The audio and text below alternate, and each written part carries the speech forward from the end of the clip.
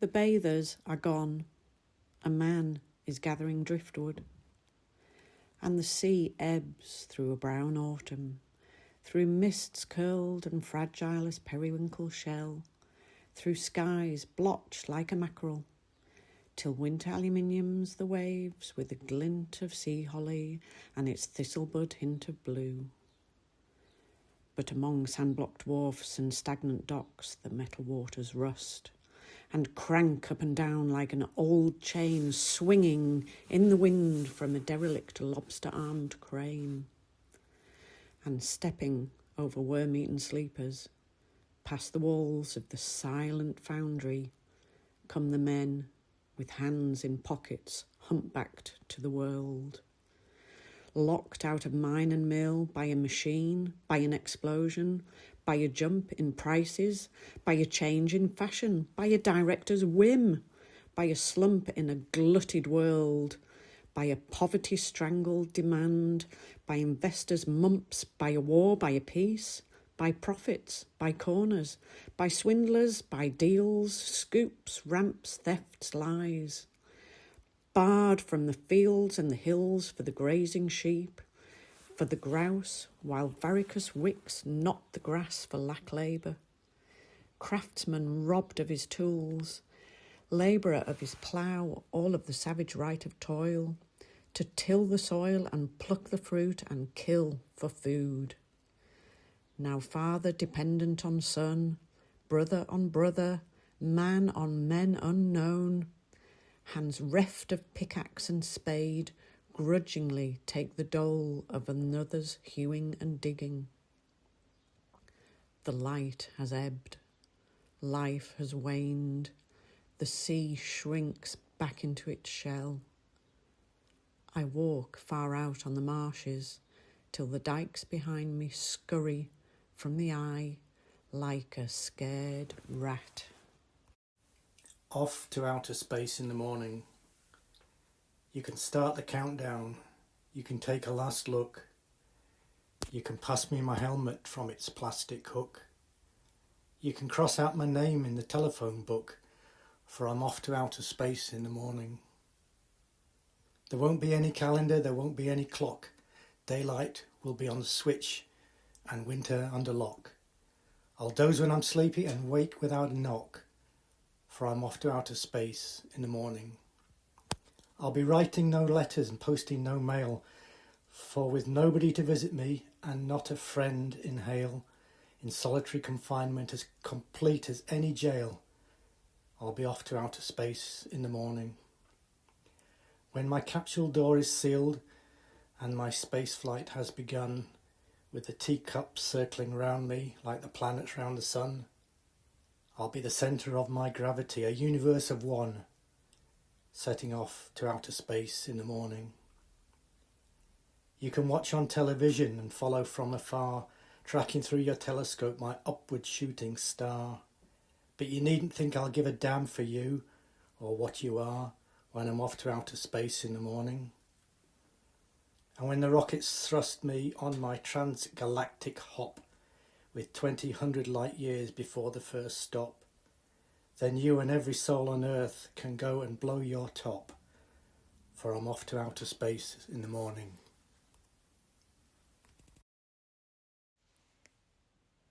Grass of Parnassus. The lake is restless as a lover, black, green and sheened like oil. Wet bracken kindles slowly and the brown, charred hills hang from the sky like canvas, swaying through the mist. The water fidgets in the sedge. The bog asphodel is rosehip red and bitter, and the landscape flows and swirls like autumn rain. The heart is restless too. In the blood's equinox the body rocks, and a gale blows along the limbs, till hands held before the face are scarcely seen. Yet still in the nook of love the flower lies, brittle and metallic, white and veined like the iris of an eye, perfect as a birth beneath the catastrophic sky. The wall walks the fell, grey millipede on slow stone hooves, its slack back hollowed at gullies and grooves of shouldering over old boulders, too big to be rolled away. Fallen fragments of the high crags crawl in the walk of the wall. A dry stone wall is a wall and a wall leaning together. Cumberland and Westmoreland champion wrestlers, greening and weathering, flank by flank, with filling of rubble between the two, a double rank stone dike, flags and through, stones jutting out sideways like the steps of a stile. A wall walks slowly at each give of the ground, each creak of the rock's ribs. It puts its foot gingerly, arches its hog holes, lets the cobble and knee joint settle and grip.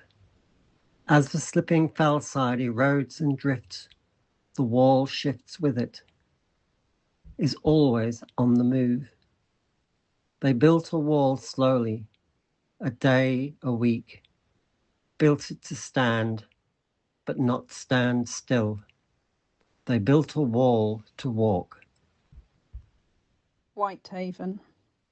In this town the dawn is late, for suburbs, like a waking beast, hoist their backbones to the east, and pit heaps at the seaward gate build barricades against the light. Deep as trenches streets are dug, beneath entanglements of fog, and dull and stupid the tide lies within the harbour's lobster claws. Curlews wheel on the north wind, their bills still moist with Solway sand, and waves slide up from the wide bays with rumours of the Hebrides. But anchored to the jetty stones, bladder wrack gnaws at the town's bones. Barnacle, cockle, crab and mussel suck at the pier's decaying gristle, and limpet keeps its tongue and dream riveted to an inch of home. At the Atlantic's dying edge, the harbour now prepares for siege. The mole intimidates the sea, the bastions of the colliery. Our battlement like a fort, this is the last invasion port. Not at Hastings, Medway Sky, but here on rock of Cumberland. Foreign invader last made stand in April 1778. Came John Paul Jones, the Yankee Scot, apprentice from Kirkcudbrightshire, who learned his trade by box on ear, saw a wrench whipped at Market Cross, and spitting gold without a toss of pence for publican or lover, sailed to the New World in a slaver. He came at springtide from the west, the setting sun behind his mast, his sails like gulls of flame that fell on the sacred ships behind the mole, and scattered feathered fire on quays and 18th century warehouses. Many a joiner's broken head paid for the knocks apprentice had, and ashes of the harbour inns did penance for the landlord's sins.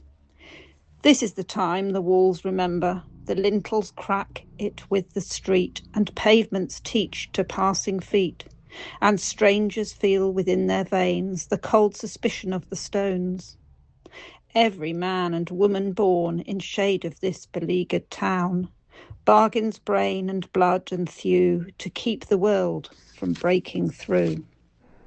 But the town's fort will last when the sea rams and bursts the mole, and the mines vomit up their coal, and dawn upon the breaking slate drops in an avalanche of light. When Gabriel, the brigand, guides his fiery frigate down the clouds, tears up the lighthouse in his hand, and waves it like a burning brand. Before the pennon nailed to mast, the Jolly Roger of the blest, skull of Adam, cross of Christ, the merchants then will sell the town to make their battered souls their own, hoist high their white flag in the sky, and yield to heaven's piracy.